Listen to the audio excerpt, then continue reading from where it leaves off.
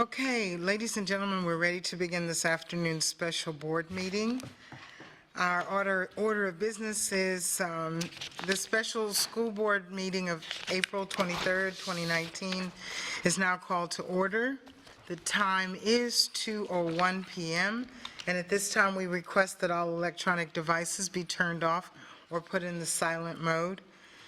We would like to take this opportunity to remind the members of the public of the district's mission, which is to ensure that each student achieves his or her highest personal potential, and the district's vision, which is to be a world-class school system. Approval of the agenda. This afternoon's agenda includes public comment and one item under superintendent's recommendation. Board members, is there a motion to adopt the agenda? So moved. Okay. Second. All right, I was going to have to choose who was second. So Ms. Vaughn, and seconded by Ms. Morgan. Thank you. Okay, are we voting on electronically? Okay, would everyone please cast their vote? If your mouse works. Gotta get logged in. It's not working.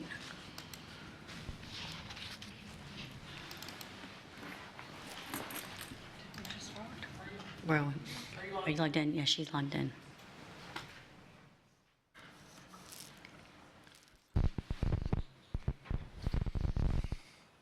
You're voting to approve the agenda. Okay. Thank you. You're welcome. Are we waiting for her to get live? We're live? Okay, and it is approved unanimous, I believe? Okay, thank you. The next item on the agenda is public comment. Mr. Dodig, please address the agenda item of public comment. School board policy provides the opportunity at this point in the meeting for members of the public to address the board concerning any matter relevant to the operation of the school district. Speakers and those attending the meeting are expected to act in a respectful manner. Attacks on individuals or abusive comments are prohibited. I do not have any cards this afternoon. Okay, thank you.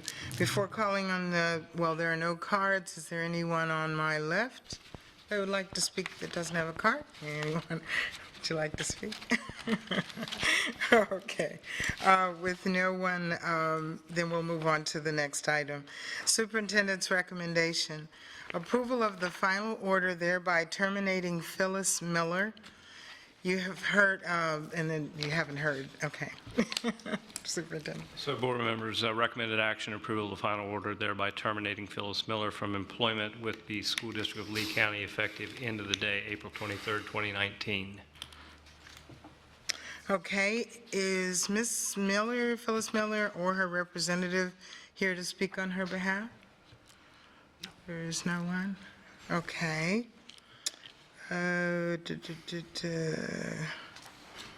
So I believe we move on to the vote, Need a motion. to the motion, I mean, yes. Is there a motion to approve and a second? So moved. Ms. Fisher, and seconded by? Second. Ms. Jordan. Okay, board members, is there any discussion on this motion? I just want to say that I didn't realize how, not to be repetitive, but intensive the IAP program is, and how many opportunities we provide to our employees to help them become more proficient or effective as teachers. I was very impressed. I knew the program was there, but I was impressed with the level of effort put forth by staff. So, thank you for that. And I agree with that. It was very interesting how far it went. And how long, I had a question about, she was moved from one school to another, right? And how long was she given at the second school? The program itself is 90 days, approximately, and she was given 90 days at Cypress Lake Middle, and then upon completion of that program, it was determined that she still had not met the deficiencies, and so she was again placed at Royal Palm Exceptional Center in a smaller classroom setting and given an opportunity to kind of have more resources. She's an ESE teacher, and obviously there are there are a lot of resources available at Royal Palm, and the hope was that she would be able to, with those resources and a smaller class size that rotates out, so it rotates through different teachers, be able to kind of correct those deficiencies. Wow. Just out of curiosity, do we have a number of how many teachers are or have gone through that process? And I'm looking can at just hold up Dr. fingers. Pruitt. Maybe 1 or 2 a year. Okay. Yes, very few teachers go through that process. It is a very intensive process, and there's a lot of feedback that's provided as a result, an opportunity for improvement. I think it is, if in a perfect world, all teachers would be able to receive the type of feedback that you receive in an intensive assistance process, because it's multiple people going into your classroom, making observations and providing feedback in a constructive manner. Okay. Ms. Juvenile? So another question to piggyback off that. So typically, when they do the IAP program and they're at the second school, what's usually the outcome? Is the outcome usually successful or typically not always? I mean, like, what's the data for that? I'm just curious. So this is the first termination relative to an IEP process that's happened in my almost 5 years in this position. So typically, well, there's really no typically, but I would say we have a lot that are successful, and then we have some that choose to opt out on their own. They come to recognize that they're not able to meet the standard, and so they choose to retire or choose another profession. Great, thank you. Any other comments or questions? Yes. In reading through this, the only observation that I made was that I didn't get from some of the statements that the respondent had a clear understanding of what it was that, where it was that she needed to get. So I didn't know what you do in a case like that. And I'll actually address that. That came up at the actual hearing itself, and we presented testimony in addition to the fact that she had TALC reps present at each IEP meeting. That was actually discussed and flushed out during the examination. I believe the judge actually referenced that as well, that at no point did they protest with respect to the process, and that all of our witnesses who attended and were on both teams testified that all of those issues were spoken about or discussed on a repeated basis, because again, that's what they're actually trying to improve. And initially, with the initial team meeting, those deficiencies are identified and reviewed so that you have a full understanding with respect to that process.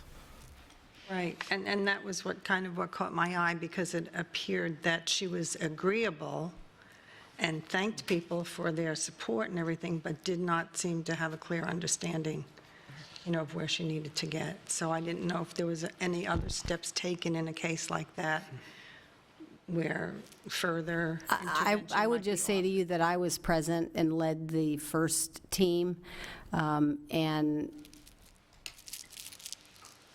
used a lot of counseling skills and had her repeat back, and she was very much able to articulate the changes that needed to occur. Right.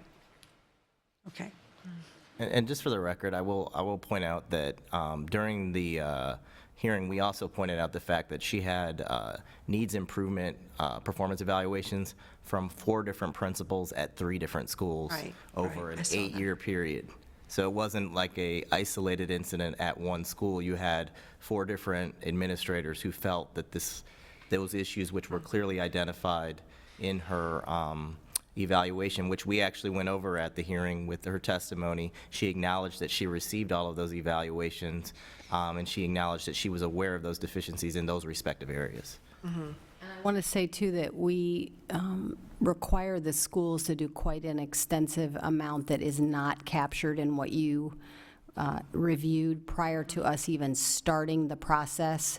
So it involves a lot more than a principal just requesting it. We make sure that they have gone through their steps. It takes a minimum of about 18 months before a school can even begin to request this process. Right. Yeah, and the documentation was comprehensive, so, yeah, okay. Thank you. My last question is how are employees selected for the program? Is it just something that a administrator says, we'd like to try to help this person to? Yes, it has to, like I said, begin with the school really working with the teacher and then having evaluations that are reflective of what the principal says their deficiencies are, and then they make a request based on the data and all of the strategies and things that they have put into place to try to assist the teacher, and so they make that request to Human Resources. Okay. All right, any other questions, comments? Okay, then we will move to the vote. Go ahead and put your vote in for termination.